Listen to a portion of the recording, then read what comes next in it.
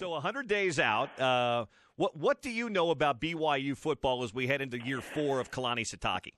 Well, I know that Zach Wilson's not yet 100%, and that's the guy that's supposed to be the starting quarterback, or you'd think would be the starting quarterback. So there's a lot to be seen here when camp starts in August, just to see how well Zach's throwing it around. But the real positive thing is that Jaren Hall is right there, and Jaren Hall is good enough to play somehow, some way.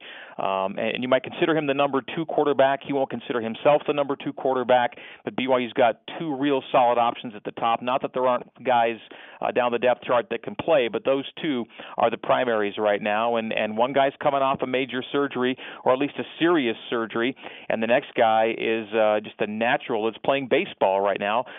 He's that good an athlete. So I think at the top, BYU looks pretty good behind center, but until you really see a kid throw it around, having come off a pretty significant operation, you just never know. That said, Zach Wilson gave every reason for hope the way last year ended.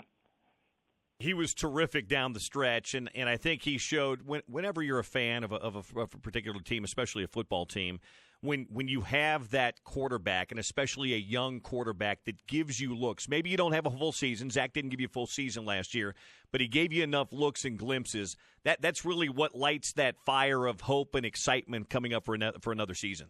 Yeah, and again, the only uncertainty right now is how the arm responds. Riley Nelson, who by the way was announced today as my new Mark Lyons, actually came out today. And Riley has had similar situations with the shoulder in the past, and he's got a real good perspective on what it's going to take for Zach to get back. And patience is really important right now, that Zach not try to do too much too quickly, but to really let that thing heal and settle in.